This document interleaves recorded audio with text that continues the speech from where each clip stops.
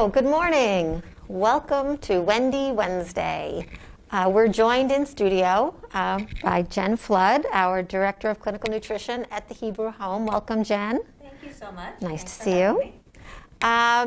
Let's get started, and then we'll have our interview with you. We'll get to some housekeeping first. Today is Wednesday, March 17th, and it's St. Patrick's Day. So we hope everyone has the luck of the Irish today, as the expression goes, right? Today's weather is cloudy with a high of 50 degrees. It definitely would be good to get outside today. I hear tomorrow and Friday there's actually a chance of a little bit of snow on tomorrow night, I think. Just a little bit typical spring kind of storm, but today would be a good day to get out. For lunch, very appropriate, we are serving corned beef and cabbage with a baked potato and a cupcake for dessert. We hope you enjoy that. For dinner, we're serving cream of spinach soup with a Western omelet and hash browns with strawberry applesauce for dessert. So enjoy your meals. In terms of who's celebrating a birthday today, we have two residents, Natalia P. and Harold J. And we have some staff members celebrating a birthday as well, Sue Young from the medical department and Sharon from nursing. And you share a birthday today with Rob Lowe, Gary Sinise, Patrick Duffy, and Kurt Russell. Your birthday horoscope says, don't be afraid to make changes over the coming year. The bigger, the better. It won't be long before you are in a position to look back and recognize how far you've come and how much further you can keep going if you keep moving forward. So never give up. That's a great horoscope, right? Exactly. For everyone. Sounds Even like it's not your birthday. Do you follow horoscopes, Jen, or no? I do. I mean, I like them when they're good and they're in my favor. Exactly. What's if they're not, you don't pay attention, right. What's your sign? I'm Cancer. Cancer. My son is a Cancer, so that means your birthday is in the summer, right? Yeah, right at the beginning, June 22nd. Okay. And I'm a Gemini. Okay. An absolute Gemini. Woo! All over the place. So, as I said, today is St. Patrick's Day. You will see Jen is in the green, I'm in the green, and Allison behind the camera is wearing green, so we're all in the holiday spirit. And this holiday is associated with green and parades when they're not being canceled, of course, and beer. The holiday is actually grounded back to 1,500 years ago. This holiday started. And the earliest known celebration was in 1631, marking the anniversary of the death of St. Patrick in the 5th century. The real St. Patrick was born actually in Britain near the end of the 4th century, and age 16, he was kidnapped by Irish raiders and sold as a slave to a Celtic priest in Northern Ireland. Did you know this history? I knew some of it. Jen was saying her parents came over from Ireland, right? They did. And St. Patrick's Day was a big holiday for us, especially with the parade and so on. Did you ever go to the St. Patrick's Day parade? Of course. And I live in Rockland, so there's a really big one up in Pearl River. Oh. It's a very big Irish community, so it was always a time for families to get together, cook festive food. It was always a big weekend for us. So, that sounds like a lot of fun. Yeah, looking forward to that happening again soon. Absolutely. Okay, so let me finish. I'll finish sharing this history of St. Patrick's Day. So after he was shepherded for 6 years, he escaped back to Britain and eventually returned to Ireland as a Christian missionary, which you've known that, right? And the leprechauns associated with the holiday stem from the Celtic belief in fairies, tiny men and women who could use their magical powers to serve good or evil. In Celtic folk tales, leprechauns were cranky souls responsible for mending the shoes of the other fairies. Did you know that? I did not know that. I did not know that either, so we learned something new. And the shamrock was actually considered a sacred plant. The shamrock is a 3-leaf clover, as you know. It's been associated with Ireland for centuries. And it was called the Seamroy by the Celts and was considered a sacred plant that symbolized the arrival of spring. Did you know that? I did. I knew it was a sacred symbol.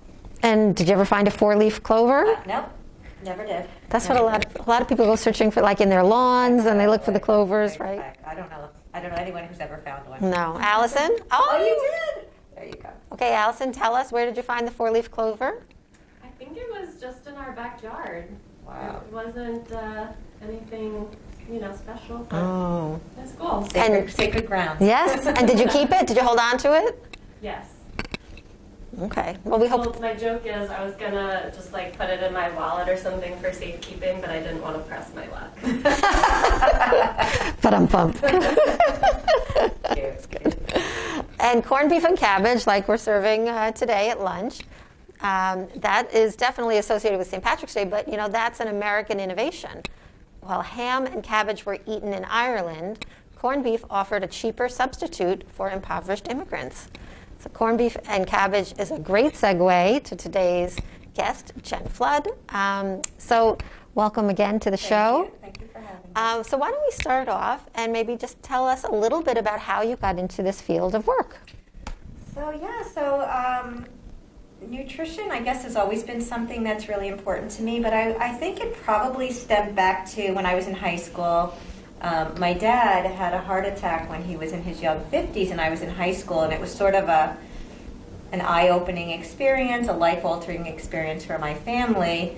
And I think at that time, I really wanted to learn as much as I could about heart-healthy eating and what we could do in our family to sort of, improve our diet and our menu planning, because as we know, the Irish diet is not necessarily a low-fat diet. So I think that's when it all started.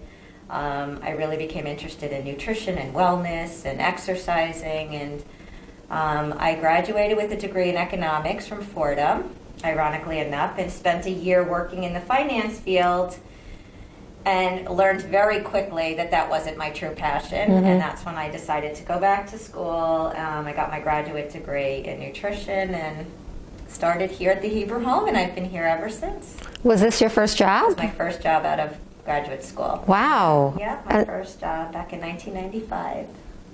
Okay, so that is 26 years. Wow. Yeah, exactly. So tell us what day-to-day is like for you at home. I'm sure every day is different, but Sure. give us a snapshot. Yeah, so as the director of nutrition, you sort of wear a lot of hats. Mainly I'm responsible for the overall nutritional well-being of the resident. And what that means is, you're involved with writing policy and procedures and protocols and ensuring that my staff are, doing proper nutrition assessments of residents, monitoring how they're eating, their weight trends, their lab values, and obviously being an integral part of the care team, working with the physicians, with the psychiatrists, with the social workers, activities, working with everyone to really, give the resident a well-rounded care plan. Everyone's aware of their nutritional needs and that we really sort of enhance their quality of life here to the best of our ability. Did you know that you wanted to pursue a path working with older adults when you were in graduate school, or it just kind of fell into your lap? Probably, yeah, I would say it just fell into my lap. I think when I was in graduate school, we have to do an internship, and I did an internship in a hospital. I never did a nursing home. I did it at a dialysis center, and I thought, I really enjoy working with residents that are on dialysis. And I came to the Hebrew Home as my first job, and I think because I hadn't done it as part of my internship, I was so surprised by what dietitians do in a nursing home. It was really sort of overwhelming to see the impact that they had on the nutritional care of the residents. And I think even more importantly was just the relationships you build over the years with the residents. Like, it was just so nice that you really did get to know the residents, which is a little different than working in a hospital. You got to know their families, and you really, built solid relationships, and you got to know them really well. And I think that piece of it, on top of obviously the nutritional piece, really just was what made me stay here. I just really enjoyed, working with people that I could see day in and day out and really get to know. So the 26 years since you graduated, there have been so many different food trends and diets and fads. How has nutrition changed, throughout your career? And what is your perspective in terms of what is a healthy diet? So I think that since I've been here, one of the main things that I've noticed that has changed is really a much more liberalized approach. When I first came here, it was all about therapeutic diets. We had 1,200 calorie diets and 1,500 calorie diets, and you just couldn't wait to put somebody on a diet that matched sort of what their conditions were. Now, because the residents are aging, there's an older population, a more sickly population. Right now, it's much more about liberalizing their diets, enhancing their quality of life, making sure that they're really educated and informed so that they make decisions about, whether they would want a feeding tube or not, and what they're much more involved with making the decisions now about their nutritional care plan, and what they want to eat and don't want to eat and things like that, as opposed to back then. It was more about therapeutic diets. I think also the trends right now that are out there because of the pandemic, really it's all about anything that will boost your immune system. Everybody's into reading articles and watching and reading journals about what are the immune boosting foods you can eat, what will help your immune system so that if you get the COVID virus, what's going to help you best. So I think that's really the trend that I'm seeing over the last year, is people just out buying herbal supplements and echinacea and vitamin C and whatever they can get their arms around to sort of boost their immune system. And how do you feel about that? Do you feel that it does have an impact, or what? I do. I think so. I think there's a lot of studies to support vitamin C and antioxidants, and antioxidants are all about preventing cell damage through an oxidative process, which happens from the foods we eat, which happens from things in the environment. So vitamin C is all about an antioxidant. It's about removing the free radicals. So anything you can do to, keep your cells healthier, absolutely.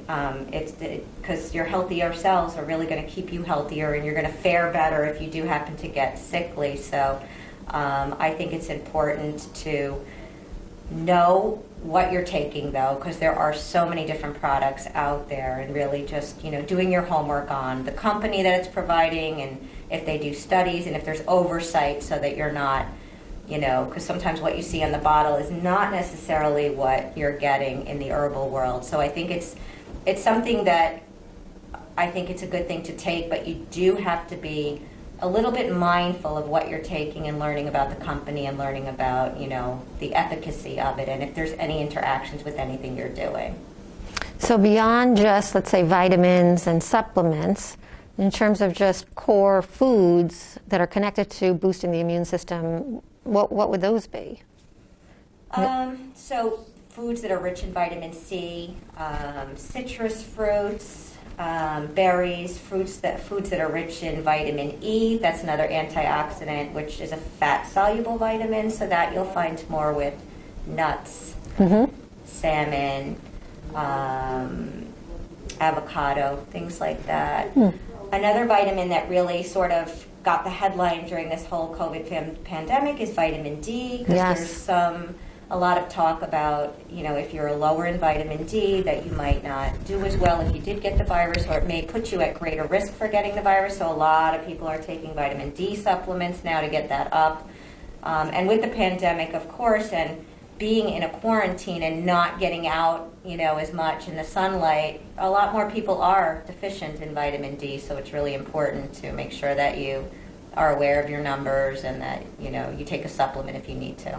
Yeah, I read a lot about vitamin D. I started taking vitamin D. I take vitamin C and vitamin D. I'm not a vitamin person by any means. I feel like I should try to get it in the foods, but I don't know if they're doing anything, but I definitely read up a lot about. I think a lot of people did exactly what you did. Yeah. And I actually had COVID in October, and I couldn't get enough of, the elderberry and the excessive vitamin C's out there, just because I figured, you almost have that mindset, more is better at this point in time. Anything I can do to sort of boost my immune system. So I think that's really sort of the trend over the last year that I've read the most about. Now, and why is what we eat and being mindful of nutrition so important as we get older? That's a great question. Obviously, good nutrition is really important for many reasons. Number one, the healthier you eat, overall, the better you feel. You have more energy. As you get older and you're less active, the healthier you eat, the less likely you are to gain weight. You'll be better able to manage your weight trends, which obviously gets a lot easier as you get older. It's a lot easier to gain weight, so the healthier you can manage that. And I think the other thing is, as you get older, you're at much greater risk for a lot of diseases like cardiovascular disease, diabetes, some cancers that are linked to diet. So the healthier you eat, hopefully you're going to reduce your risk of getting those diseases. But I think the most important is you're just going to feel better. You're going to be more energetic, and your overall, affect is going to be better. But sometimes it's hard to have the willpower to make a healthy choice as opposed to something that's just convenient or just tastes really good, So, how do you, suggest that people stay on that healthy track? I mean, it's hard. It's so hard. And I think my mantra in life is always just in moderation. You really do have to allow yourself to enjoy those pleasurable foods, because the more you take those away, I think the harder it is for people to stick to a diet. Right. So I would always say, do your best day to day to eat a very well-rounded diet, but always allow yourself that treat. Just come up with something that's reasonable, a schedule where it's once a week, twice a week, because I think that helps you to get back on track quicker than if you try to eliminate it completely. I mean, everyone has to find some pleasures in life, and if it's a piece of cake once a week, or a fatty meal or whatever, I think that's important to find a way to incorporate it into a healthier lifestyle. A cheat meal. A cheat meal, yeah, exactly. Comfort foods. And how does this translate to your family? Are you a strict mom? With your girls, No, not at all. I wish I were a little stricter. I have 2 daughters, and I have one that eats everything healthy, which is wonderful, and it makes me look a lot better. And then I have another daughter who's the complete opposite, and she eats very few foods, mostly unhealthy foods, which makes it very challenging. And they were both brought up with the same diet, the same meal plan, so it's a little bit challenging. But I think with my younger daughter, my mindset has always been, if you have a child that's picky, or anybody that's picky, it's just trying to get them to expand their palate, first and foremost, because if you can get them to try new foods, whether they're healthy or not, then you're more likely to get them on track with eating healthier foods. But you really have to first get them to try new things. So when I take her food shopping, I'm always like, buy something you've never bought before, you've never tried, and just try it. Even if you hate it, just try it. Because the more I can get her to do that, then I feel like down the road, as she gets a little older, she's going to be much more interested in, wellness and her health and her weight and stuff, and she's going to do it on her own. But if it's opening up that world, so it's not easy. Just adding a variety of foods, right? Keep exposing them to things. That's what I do. I just keep exposing them to new fruits, new vegetables, things that they're not accustomed to eating, so that they have that open mind about trying new things. I always feel guilty because it's like whenever, my kids, my younger son is better. I think that my older son is just ridiculous. Just a carboholic, loves just his pasta and his bagels, and that's about it, I mean, a steak here or there, but it's like, and I keep beating myself up. I'm like, okay, I should have forced him to eat the fruits and the vegetables when he was a baby, and just kept, Right. And then you can also try to sneak things in, with my daughter, she doesn't like a lot of fruits and vegetables, so sometimes if I'm making a cookie, I'll swap out some whole grain flour for the white flour. You do it in small increments in the beginning, maybe 1/8 of a cup, so that they don't even realize it, and you switch some applesauce for some of the butter, and and then you tell them later on after they've enjoyed a few of them. Fooled you. Yeah, exactly. And then they're like, oh wow, I didn't even notice the difference. And that's, and again, it's just keep reinforcing with them. Just be open-minded about trying things. Right. Well, that's definitely the key. And is it true that it takes 28 days to form a habit with eating? I've read that. You're not going to really enjoy it until you've gone a whole 28 days. Oh, interesting. I wasn't even aware of that. Yeah, that's how long it takes to form a habit, supposedly. So you have to keep pushing the healthy things, I guess. The healthy right. things, and right. just get them to try anything new, because then you can work on healthier healthier choices down the road. Right. But if you get them at least open-minded, Right. you know. Yes, it's definitely hard. I found myself eating a bunch of Hershey's Kisses last night, and then I'm in the kitchen and I'm eating them. My husband comes over and he's like, I knew that's where they were going. That's what happened. So I kind of just walked away and sneaked them, and yeah. Exactly. Well, thank you so much for sharing all this great information with us today. It was great to have you in studio. Thank you for having me. I enjoyed it. Before we close, let's do a little bit of programming reminders for everybody. We've got Jewish Ethics coming up with Rabbi Noah at 11:15, Wellness with Deborah at 1:30, and we have Larry at 2:30, and a rebroadcast of this show at 6:30. So we hope everybody has a great day. Enjoy this mild weather before tomorrow's rain and snow, and happy St. Patrick's Day, and we'll see you Enjoy next your time. lunch.